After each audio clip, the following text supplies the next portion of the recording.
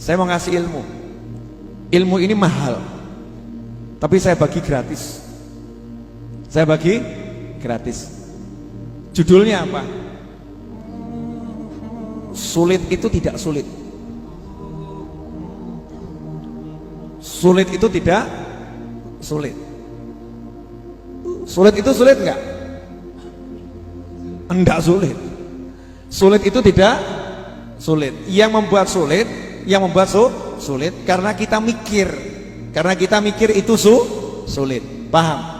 Jadi kalau enggak kita pikir itu sulit, maka tidak akan sulit. Kenapa enggak sulit? Saya akan jelaskan di sini dalam waktu 3 menit. Ya, 3 menit insyaallah. Setiap kali kita kena masalah, setiap kali kita didatangi kesulitan, wujudnya kesulitan itu apapun, maka harus paham yang ngirim itu Allah, yang ngasih itu Allah. Jadi yang ngirim kesulitan, yang ngasih kesulitan Allah subhanahu wa ta'ala. Makanya kalau anda menuduh orang lain buat kesulitan, menuduh orang lain menyebabkan anda celaka, berarti nggak pernah paham permainan dari takdirnya Allah subhanahu wa ta'ala. Nggak paham caranya Allah pengen mendekatkan anda kepada Allah subhanahu wa ta'ala, makanya gagal paham. Jadi kalau kita mengalami kesulitan, jangan pernah menyalahkan siapapun, karena itu bukan kesalahan siapapun. Begitu ada kesulitan, itu jalan cintanya Allah subhanahu wa ta'ala. Allah ngirimi saya kesulitan. Makanya Rasul bersabda, sesungguhnya yang paling berat ujiannya al-anbiya, tsummal amsal, tsummal amsal. Ya, para nabi dan semisalnya, para nabi dan sejenisnya. Yang ngirim kesulitan itu Allah. Jadi kalau jenengan bilang saya ini gak dapat duit gara-gara dipecat, keliru. Ya, saya ini sengsara gara-gara suami saya, keliru. Walaupun memang suaminya menyengsarakan. Ya, saya ini sengsara karena istri saya jelek, keliru. Ya, istri jelek memang menyengsarakan. Kalau orang itu suka lihat istri orang lain yang cantik. Kalau nggak pernah lihat yang cantik, yang jelek tetap cantik. Jelek itu kelihatan jelek karena dibandingkan dengan yang lebih cantik. Bandingkan yang jelek dengan yang lebih jelek, maka kelihatan cantik. Sebelum kamu jelekkan orang lain, silahkan kamu bercermin, lihat dirimu sendiri, jelek atau ganteng. Paham ya? Sadar diri. Itu iklan. Jadi jangan nyalahkan siapapun. Tahu yang ngasih masalah tadi siapa? Yang ngasih masalah siapa? Yang ngasih masalah siapa? Oke. Kalau yang ngasih Allah, ada enggak yang bisa menghalangi? Enggak ada. Kalau yang ngasih masalah Allah, enggak ada yang bisa menghalangi. Pertanyaan kedua, kalau begitu ada ndak yang bisa ngasih kamu masalah? Nggak ada. Nggak ada satu makhluk, satu orang pun bisa kasih kamu masalah. Makanya nggak usah takut dengan orang yang berencana apapun, orang yang membuat makar model apapun, orang yang membuat siasat model apapun. Siasatnya, makarnya, usahanya, tipu dayanya tidak akan bisa kena ke kamu, kecuali kalau memang diizinkan oleh Allah subhanahu wa ta'ala. Ini akidah, itu membuat tenang. Lah yang ngirim masalah Allah kok. Jadi nggak masalah. Kok nggak masalah kenapa? Kalau hubungan sama Allah enak. Begitu paham yang ngirim Allah, langsung bilang saja sama yang ngirim, ya Allah tolong solusinya, ya Allah please selesaiin, ya Allah kuatkan, ya Allah tolong, ya Allah bantu. Ini paham. Jangan begitu kena masalah kesulitan langsung mikir simpenan duit, langsung mikir teori, langsung mikir strategi, langsung mikir cara-cara, mikir makhluk yang dipikir, gak mikirkan kholiknya, yaitu penciptanya Allah subhanahu wa ta'ala. Nah, sadar dulu Allah yang ngirim, terus minta tolong sama Allah, baru ngatur strategi, baru berobat ke dokter, baru berupaya dengan apa yang bisa diupayakan. Tapi Allah dulu yang dituju. Itu nomor satu. Nomor dua, menariknya, Allah yang ngirim masalah, Allah yang ngirim masalah, dan hanya Allah yang bisa menyelesaikan. Tak jamin kok. Awakmu golek duit nganti sirah jadi sikil, sikil jadi sirah, kepala jadi kaki, kaki jadi kepala, pagi jadi siang, siang jadi sore, sore jadi malam, begitu seterusnya. Kalau Allah bilang buntu rezekimu, buntu mas.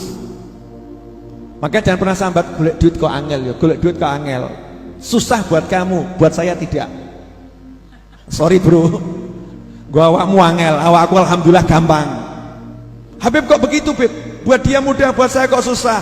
Biar kamu paham, usahamu sehebat apapun tuh gak bisa datengin rezeki.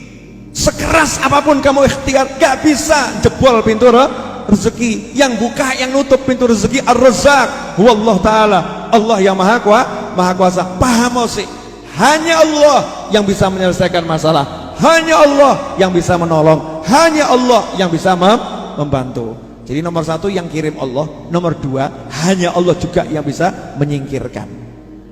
Uniknya, menariknya, nah Allah itu udah ngasih tahu kalau ada masalah sebetulnya itu hadiah. Oh, masalah kok hadiah? Bu, ibu ngantuk, teler kelas berat, jam 1 malam digugah bojo, diugrak-ugrak, tangi bu, masalah atau berkah? Wah, bingung. Masalah atau berkah bu? Jujur, masalah atau berkah? Masalah. Kemudian suaminya bilang, tolong buatkan nasi goreng pedes pol. Masalah atau super masalah? Males atau enggak males? Jujur, males atau enggak males? Cemberut atau senyum? Merengut atau bersengut? Padha wae ya. Cemberut, merengut, bersengut. Begitu keluar dari kamar, lampunya mati. Kenapa? Pulsa listrik entek. Sebel atau enggak sebel? Sebel atau enggak sebel? Ngomyang atau enggak ngomyang?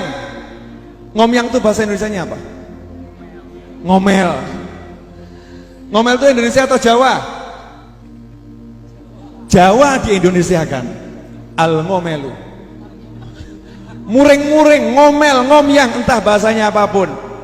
Ke dapur. Begitu sampai dapur, tiba-tiba ada 20 lilin menyala. Tas, 20 lilin menyala. Kemudian di situ ada mengatakan surprise, ngei masak kilo. Masak kilo. Ya, kemudian semua yang 20 orang itu ngomong, ini hadiah dari suamimu, ini hari jadi pernikahan kalian. Jenengan senang napa bersengut? Mati ngadeg kaget bu. Seneng kan ya? Seneng, betul? Seneng, bahagia. Pertanyaan saya, sebetulnya tadi gugah membangunkan dirimu dikala kamu males bangun, dikala kamu suntuk untuk bangun, dikala kamu capek, dikala kamu lelah, dioyak-oyak bojo. Itu enak atau enggak enak? Enggak enak, betul. Lampu mati keluar untuk masak, enak atau enggak enak? Enggak enak. Ternyata itu strategi suami. Untuk apa? Surprise. Kejutan deh, kejutan. Ternyata suaminya mau ngasih hadiah. Begitulah Allah subhanahu wa ta'ala. Awakmu dikai masalah, dikai surprise, dikai kejutan, dikai hadiah, mikir elek-elek, kurang ajar awakmu.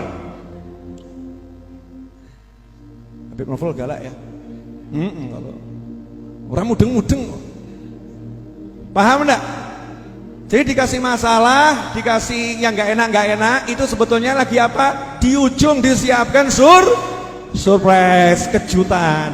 Makanya kalau udah dikasih tahu dari sekarang, begitu ada masalah, asik, hadiah. Ada masalah, surprise.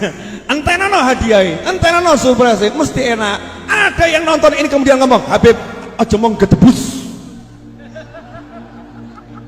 Gedebus itu bahasa apa ya? Bahasa Jawa suwe gitu ya, Jawa kuno. Gedebus. Jangan asal bicara nggak ada dalilnya. Zaman sekarang ini jaluk dolar dalil. Dikasih dalil yang nggak mudeng. Ya udah nih, dalilnya simple.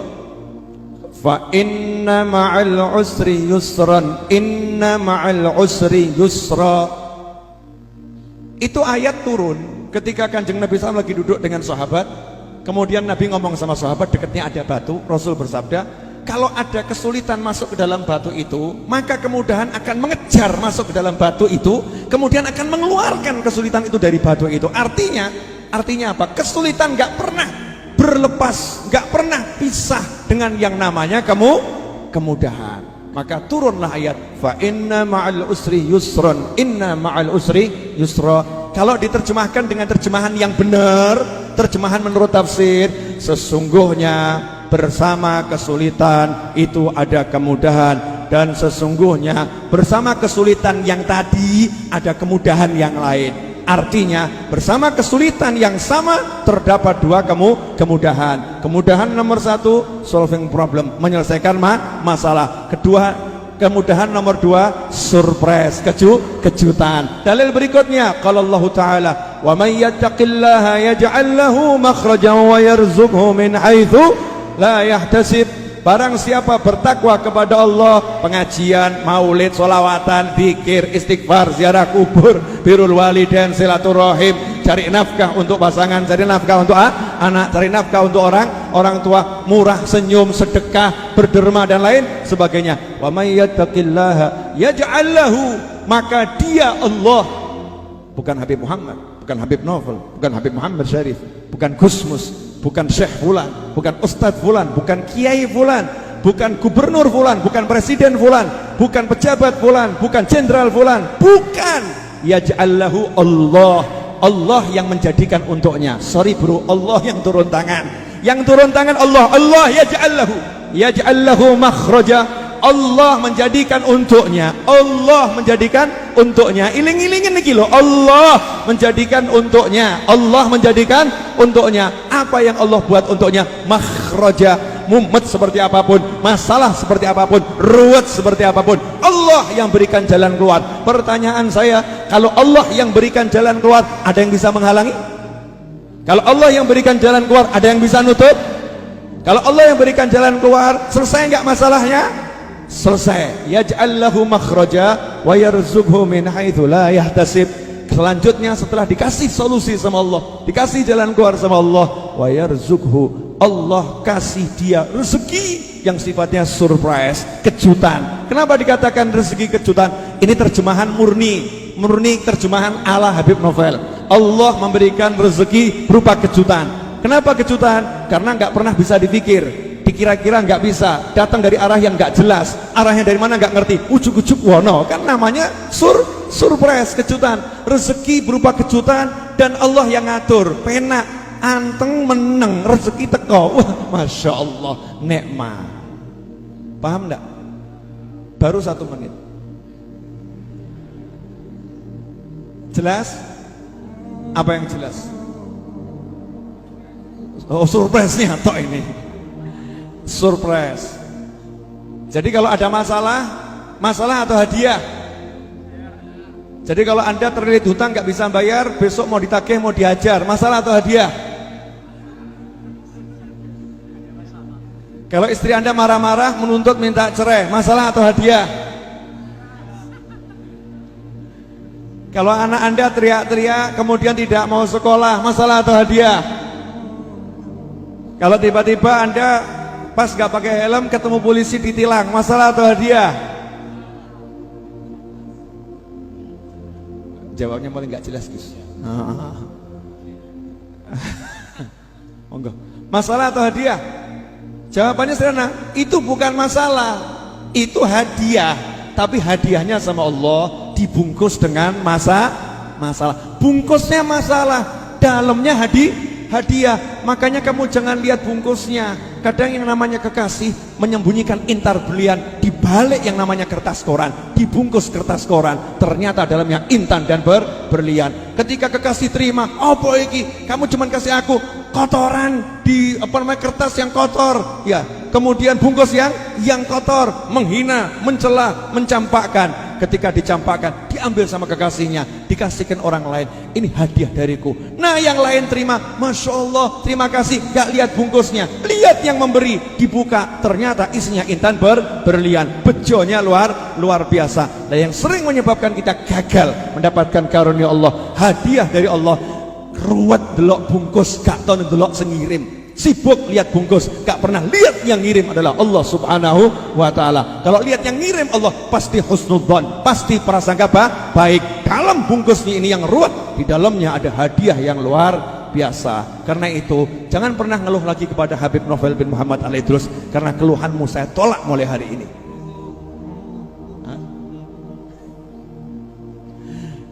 Ini lebih sadis Gus Mus nih.